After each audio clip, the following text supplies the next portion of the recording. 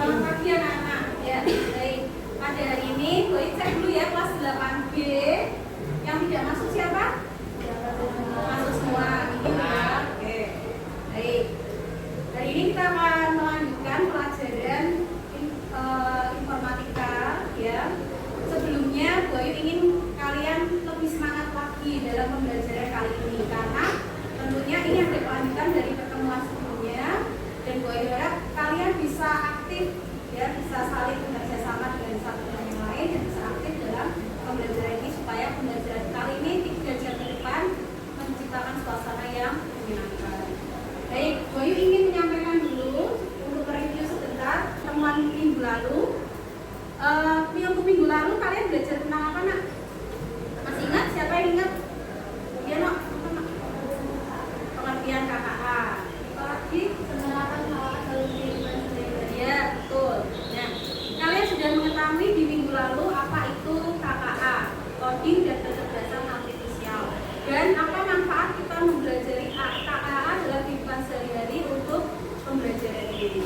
Gue harap ini nanti semuanya bisa bermanfaat untuk kalian, apalagi dalam dunia digital sekarang ini semua serba IT dan digital bisa digunakan untuk kehidupan kalian sehari-hari. Baik. Untuk pertemuan hari ini kita akan materi baru yaitu berjudul berpikir komputasional. Ya, silakan pelajari tentang pengelolaan data dan penyusunan instruksi. Ya, jadi dalam berpikir komputasional nanti kita harus ada dalam pengelolaan komputasional itu penting adanya suatu data dan informasi. Jadi data itu apa? Data itu macam-macam ya. Data itu bisa berupa kualitatif dan kuantitatif yang bisa diukur maupun tidak bisa diukur. Ya, baik, kita akan mulai saja untuk pertemuan hari ini. Yang pertama adalah kita tujuan belajar hari ini apa sih? Kalian harus tahu dulu ya. Boy akan sampaikan tujuannya adalah menghubungkan pengetahuan tentang konsep dan penerapan komputasional dalam pengelolaan data. Apa sih hubungannya berpikir komputasional dengan pengelolaan data? Terus bagaimana kita mengidentifikasi dan menyusun atau menyajikan data dalam pendekatan berpikir komputasional? Dan terakhir ini yang nanti akan ada dalam penugasan hari ini, kita akan praktek dalam kelompok bagaimana merancang dan menerapkan instruksi atau lebih disingkat dengan nama algoritma. Baik, boleh lanjutkan. Sebelum mulai dari situ, gue ingin mengajukan pertanyaan pada kalian dalam membuka pembelajaran hari ini ya. Yang pertama, pernah nggak kalian mencoba membuat jadwal atau daftar tugas harian? Pernah nggak? Pernah. Ya. Bagaimana kalian cara menyusunnya? Menyusunnya dengan cara apa? Jadwal yang kalian buat jadwal belajar di setiap hari. Oh, ada jadwal pelajaran sudah diberikan wali kelas. Terus dalam setiap hari kalian tahu nih, misalnya hari ini Senin, pelajarannya apa saja. Bagaimana cara kalian menyusunnya? Dengan apa? Di print, dibuat dalam bentuk yang menarik ya, di apa namanya? Di kamar kalian, dibuat dalam bentuk mading ya, yang menarik bagus. Selanjutnya, pernah nggak kalian memberikan instruksi ke orang lain misalnya cara membuat nasi goreng, pernah? Atau membuat mie goreng, ya, atau membuat salad buah, pernah ya?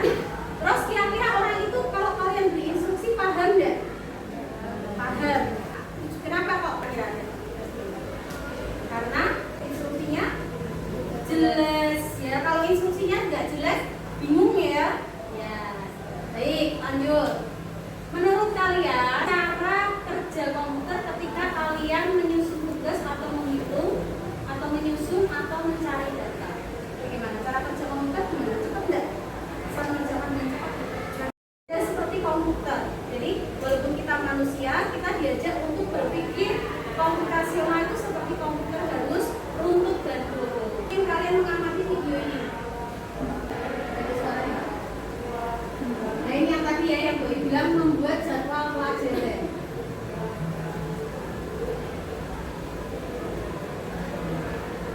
Lihat dulu videonya, singkat. Apa menjawab pertanyaan yang tadi. Dalam menyusun jadwal itu harus apa? Runtut dan jelas. Menarik ya. Baik. Dalam penyusunan jadwal tadi dalam video ini, kira-kira jika jelas ada manfaatnya nggak buat kalian? Ya. Manfaatnya apa? Dapat mengetahui jadwal besok. Ya. Apa sih berpikir komputasional itu? Ya. Berpikir komputasional adalah proses berpikir untuk menyelesaikan masalah dengan efektif dan efisien. 4 metode dibagi menjadi 4 metode. Yang pertama adalah dekomposisi, kedua pengenalan pola, ketiga algoritma, dan keempat adalah abstraksi. Dekomposisi. Dekomposisi adalah membagi masalah kompleks menjadi bagian-bagian kecil. Di sini boleh ilustrasikan dalam bentuk contoh seperti di sana. Contohnya membagi tugas dalam membersihkan kelas. Misalkan kelas ini mau dibersihkan. Kita harus bagi masalah yang kompleks adalah membersihkan kelas. Dan bagaimana cara menyelesaikannya? Ya, cara menyelesaikannya berarti kita bagi personalnya.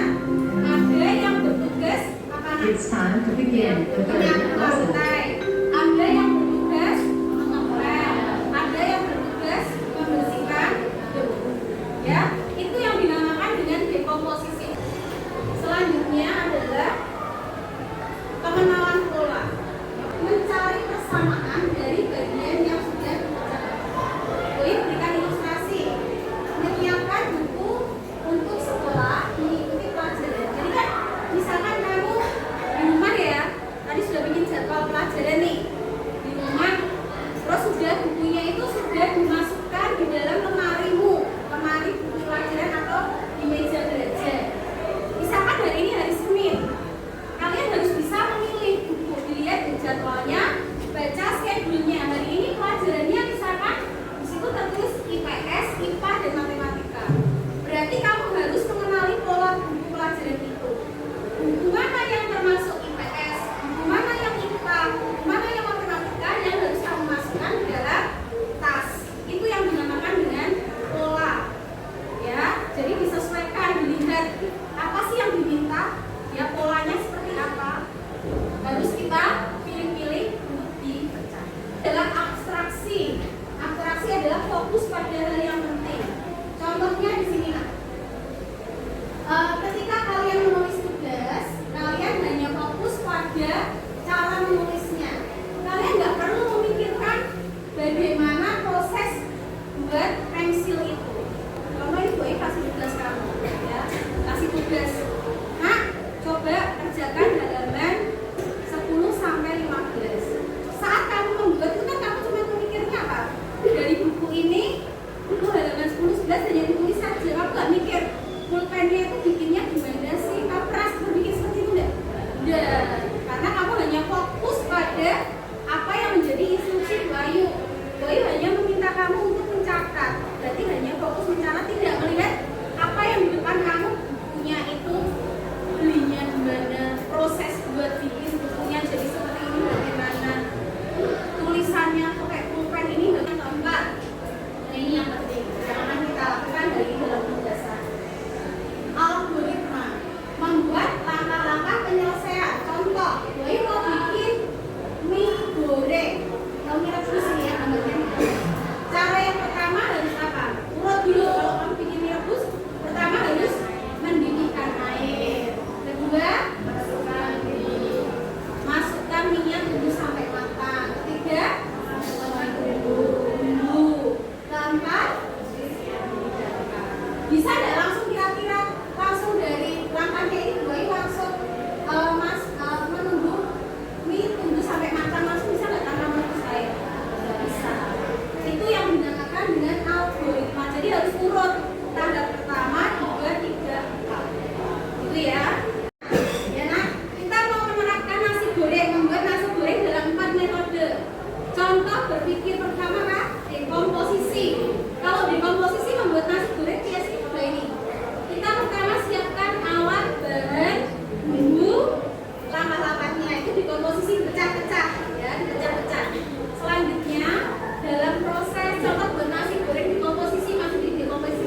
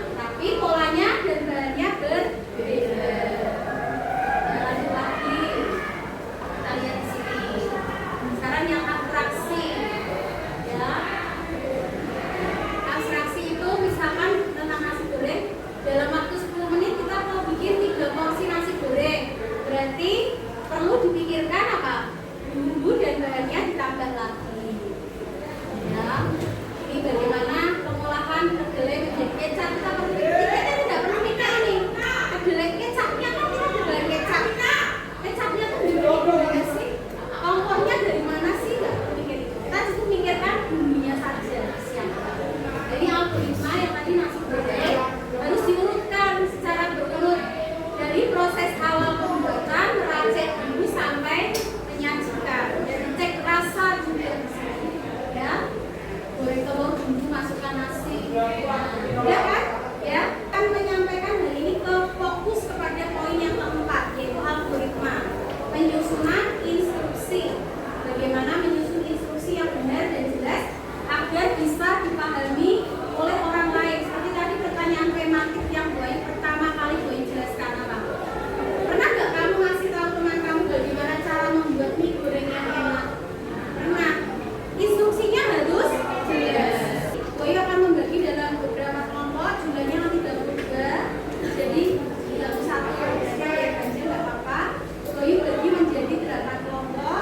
Berarti 1 kelompok isinya ada 4. Boy akan membagikan LKPD kepada kalian. Nanti silakan diskusi dalam 1 jam ke depan. Kalian diskusi bersama dengan kelompok. Nanti kalian di sini ada penjelasannya. Ya, apa yang harus kalian buat sebelum masuk ke kelompok. Boy akan menjelaskan dulu tentang apa sih yang ada di sini. Baik, Boy bagi dulu ya. Tujuannya adalah murid mampu merancang dan menerapkan instruksi terstruktur. Nah, ini ada masalahnya. Kalau adalah tim instruktur di sebuah sekolah robotika anak. Murid kalian adalah robot yang hanya bisa bergerak diberikan instruksi. Ya, kalian diminta merancang algoritma untuk menyelesaikan berbagai tantangan. Baca setiap masalah dengan seksama, diskusikan, terus dipresentasikan. Lihat yang pertama. Di sini ada robot. Dia akan kita diminta membuat instruksi kepada robot ini bagaimana cara membuat secangkir teh manis. Nanti boleh didiskusikan di sini. Ya, di kotak ini didiskusikan dengan kelompoknya. Yang kedua, robot akan menemukan harta karun. Harta karunnya, robotnya dari sini. Dia mau mencari ke harta karunnya di sini. Mana yang harus dia lewati, harus lewat kemana. Instruksinya harus jelas. Itu saja. Ada yang mau ditanyakan untuk LKPD-nya? Ya, baik. Kalau begitu kita bisa berkelompok diskusi. Nanti Boy akan tetap menemani kalian. Udah ya. Oke, terus kita ada. Ya, oke, ini nanti berarti jalannya, alurnya dari apa? Dari sini misalnya kiri, terus ke kanan atau maju, lama, terus dari sini kayak kamu kalau di Google Map itu ya. Baik. Nah, ini nanti kan sudah dibuat peta seperti ini. Berarti robotnya dari sini. Berarti dia nanti ke arahnya kemana nih? Ke kanan. Habis ke kanan dia belok ke bawah. Belok kalau peta gimana berarti? Ke kanan. Setelah itu dia belok ke kanan. Jadi dijelaskan langkah-langkahnya di sini ya. Maksudnya robotnya dari sini. Terus ke sini dibuat jalurnya dulu. Dibuat kayak kamu bikin ini, nanti dia lurus, terus belok kanan, terus kiri, terus coret-coret jalur dulu kan dari sini. Ini maksudnya dari sini.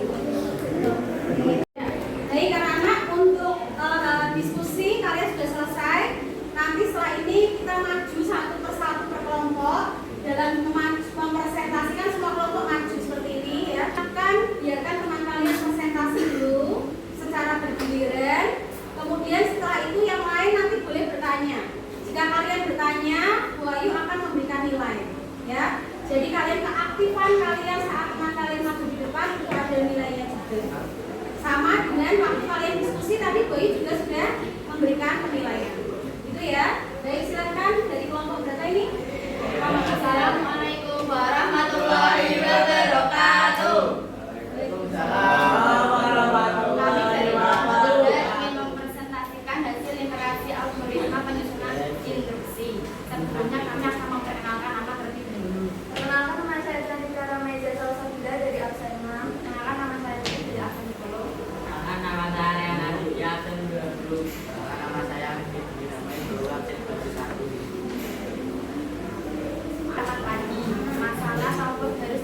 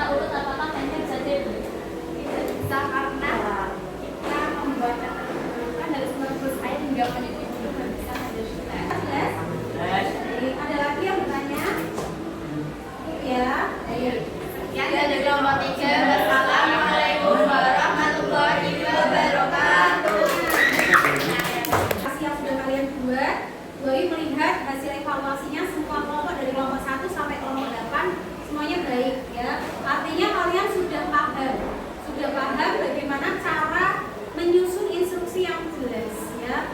Karena kalau kalian dalam penyusunan itu tidak jelas, tersampaikan informasinya juga akan menjadi ambigu atau menjadi kurang baik ya. Jadi menjadikan soal persepsi bagi orang yang mendengarnya. Baik, untuk hari ini Boy akan tutup dengan refleksi ya. Kira-kira hal menarik apa yang kalian temukan dalam pembelajaran ini? Pak, apa siapa yang bisa yuk? Yang bisa kalian temukan? Apa? Apa? Bisa ketemu apa? Dari penyusunan itu kamu bisa ketemu dari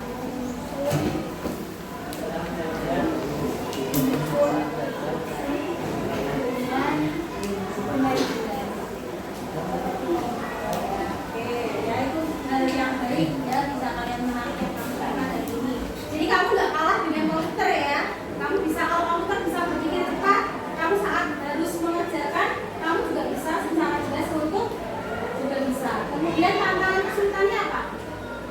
Ada nggak kesulitannya dalam belajar hari ini? Ya, berarti semuanya sudah paham. Kesimpulannya adalah manfaat penyusunan data itu penting. Bagaimana membuat instruksi dan menerapkannya secara lengkap dalam kehidupan sehari-hari. Tadi yang kamu buat itu apa? Membuat teh manis hangat. Instruksinya harus jelas. Kalau nggak jelas, misalkan mau bikinnya teh hangat seperti tadi ada yang bertanya. Bikinnya teh hangat, masuk nggak airnya nggak merebus sampai